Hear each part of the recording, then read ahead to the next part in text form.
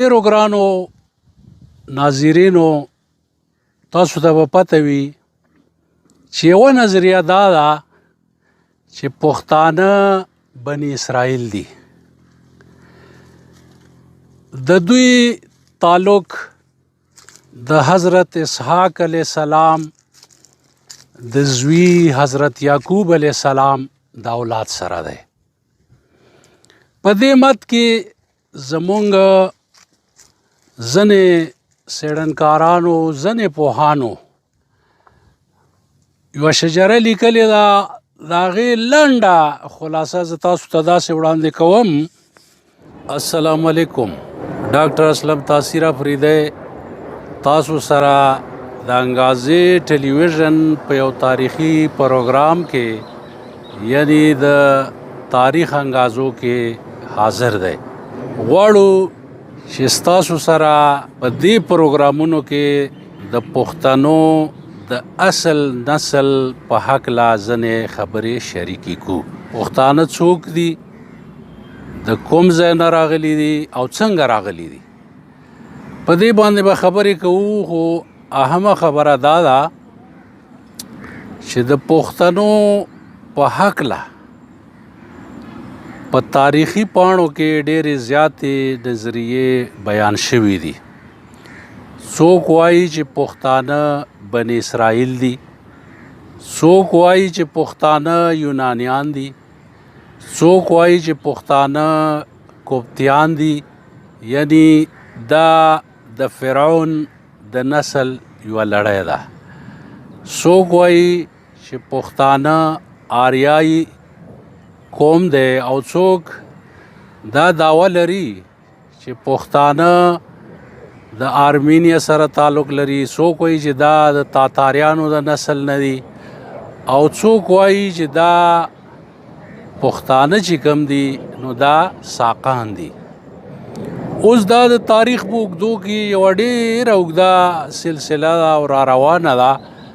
خو دا ضرورت کله راپېښ شو، څنګه راپېښ شو، دا ملا نعمت الله هروي د مغولو په دور کې چې دا 18مه صدۍ شروع وه، په دې کې یو کتاب ولیکلو او په هغې کې هغوی دا دعوه وکړه چې پښتانه بني اسرائیل دي. پس د هغې نه چې څومره څېړنکارانو، څومره د تاریخ پوهه خلک وو، څومره بشر پوهه خلک وو، هغو په پټو سترګو د مولانا نعمت الله هروي تقلید کړی دی، په هغه پسې روان شوي دي، او هر چا دا خبره کړې ده چې پښتانه بني اسرائیل دي. په 19مه صدۍ کې علم کې اضافه داسې وشوه چې ځای په ځای مدرسې، سکولونه، کالجونه جوړ شول. نو ځینې پوهان پکې داسې را پیدا شول چې هغوی بیا دا دعوه وکړه چې پښتانه یونانیان دي. بیا ځینې پښتانه داسې را پیدا شول، ځینې څېړنکاران داسې را پیدا شول چې هغوی دا خبره وکړه پښتانه نه بني اسرائیل دي او نه یونانیان دي، بلکې پښتانه د آریایي نسل سره تعلق لري. په دې هکله هم ډېرې څېړنې وشوې. بیا یو داسې وخت راغی چې دا څېړنه جاري ده، اوس هم جاري ده. ډېرو خلکو دا دعوه ده چې پښتانه د آرمینیا د نسل سره تعلق لري، د تاتاریانو د نسل سره تعلق لري، خو ډېر پکې دا وایي چې دا ساکان دي. هر څېړنکار سره خپل خپل دلیلونه دي، د هر یو سره خپلې خپلې خبرې دي. چا د نسل په حواله خبره کړې ده، او چا چې کوم دی د وینې په حواله سره خبره کړې ده، چا د ژبې په حواله سره خبره کړې ده. خو چې څومره څېړنه زیاتیږي نو دومره د پښتنو د اصل نسل چې کوم کیسه ده، کومه خبره ده، دا رو تر رو را څرګندېږي او دا مخ په وړاندې راځي، او دا د خوشحالۍ خبره ده. خو اهمه خبره دا ده چې د تاریخ په دې اوږدو کې پښتون یو داسې اوږده کام پاتې شوی دی چې د نه خپل تاریخ لیکلی دی، نه یې د خپل تاریخ حفاظت کړی دی، نه یې د خپل اصل نسل په حق له څېړنه کړې ده او نه یې څه نور معلومات راغونډ کړي دي. خو که څوک د عربو نه راغلی دی نو هغوی پښتانه عربیان کړي دي. څوک چې کوم دی چا د بني اسرائیلو سره تړلی دی، څوک د مغرب نه راغلي دي، هغو بیا دا خبره کړې ده چې دا هند آریایي قوم دی. ډېرو ګرانو ناظرینو، تاسو ته به پته وي چې یوه نظریه دا ده چې پښتانه بني اسرائیل دي. د دوی تعلق د حضرت اسحاق علیه السلام د زوی حضرت یعقوب علیه السلام د اولاد سره دی. په دې مت کې زمونږ ځینې څېړنکارانو، ځینې پوهانو یوه شجره لیکلې ده. د هغې لنډه خلاصه زه تاسو ته داسې وړاندې کوم چې حضرت اسحاق علیه السلام، د هغه زوی حضرت یعقوب علیه السلام، ورپسې د هغوی زوی بنیامین، پسې د هغوی زوی بایع، د هغه زوی احیا، د هغه زوی بکورت، د هغه زوی سرور، د هغه زوی ابي ال، د هغه زوی کیس، د هغه زوی ساول یعنی طالوت علیه السلام، بیا ورپسې د هغه زوی ارمیا، بیا د هغه زوی افغنه، چې افغنه دغو خلکو، دغو تاریخدانانو، دغو څېړنکارانو د افغانانو جد امجد ښودلی دی او ده ته بني افغان وایي. بیا د افغنه په 34 پوسټ کې ایس راځي او د ایس زوی چې کوم دی دا کیس عبدالرشید دی. نو په دې حواله ډېر څېړنکاران دا خبره په دلیل سره کوي چې پښتانه بني اسرائیل دي. دا خبره کله او چا وکړه چې پښتانه بني اسرائیل دي؟ نو د آیین اکبري لیکوال ابوالفضل علامی په وړومبي ځل په کال 1599 یا 98 عیسوي کې آیین اکبري کې دا خبره ولیکله چې پښتانه ځان ته د یعقوب علیه السلام اولاد وایي. پس د هغې نه یوه سلسله را شروع شوه، څېړنکاران به راتلل او هغوی به په دې حواله خبره کوله چې پښتانه بني اسرائیل دي، د یعقوب علیه السلام یعنی د حضرت یعقوب علیه السلام اولاد دی.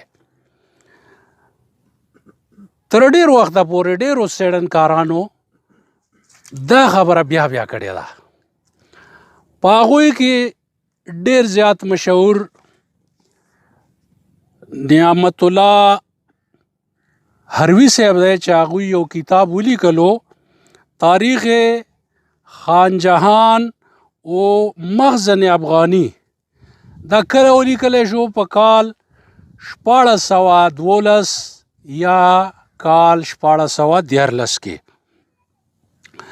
د دې سره د اخوند درویزه بابا یو کتاب دی چې ډېر زیات مشهور دی، تذکرة الابرار و اشرار. هغوی هم په خپل کتاب کې دغه خبره کړې ده او د ملا نعمت الله هروي نه یې لږه مخکې کړي، یعنې د هغوی د دې خبرې منځ ته راوړو کال 1403 یا 1414 لیکلی شي. د دوی نه پس قاضي عطاالله خان د پښتنو تاریخ، حافظ رحمت خان د خلاصة الانصاب، زرداد خان ناغر د سولت افغانی، دغسې خوشحال خان خټک هم په خپلو شعرونو کې او په نثر کې دا خبره وکړه چې پښتانه بني اسرائیل دي. د تاریخ مرصع لیکوال افضل خان خټک هم دغه خبره په تاریخ مرصع کې لیکلې ده چې پښتانه بني اسرائیل دي. د هغوی نه پس چې کوم دی خان روشن خان دی چې هغه په خپل کتاب تذکره کې او ځینې نورو مضمونونو کې او مقالو کې دا خبره بیا مخې ته راوړې ده چې پښتانه بني اسرائیل دي. دغسې چې د مغرب نه کوم لیکوالان مشهور دي یا دلته راغلي دي یا یې په څه ذریعه معلومات ترلاسه کړي دي و هغوی همدغه خبره کړې ده چې پښتانه بني اسرائیل دي او د دې پښتنو تعلق د حضرت یعقوب علیه السلام د اولاد سره دی چې تر هغې پورې رسي. په هغوی کې څوک دي؟ په هغوی کې جان روز، په هغوی کې میسن چارلس، په هغوی کې سر ویلیام جونز، په هغوی کې الیگزینډر برنس، په هغوی کې ویلیام موګرمنټ، په هغوی کې میجر راورټي، په هغو کې کوګان، یعنی دوی ټولو چې کوم دی عالمانو دغه خبره کړې ده چې پښتانه د یهودو د هغه لسو قبیلو نه یوه قبیله ده کومې چې د مصر د حکمران بخت نصر د ظلم او د جبر او د جنگ په وخت کې د خپل علاقې نه راووتې، څوک یو خوا لاړل څوک بل خوا لاړل او دا پښتانه د غور غرونو ته راغلل او دلته مشته شول.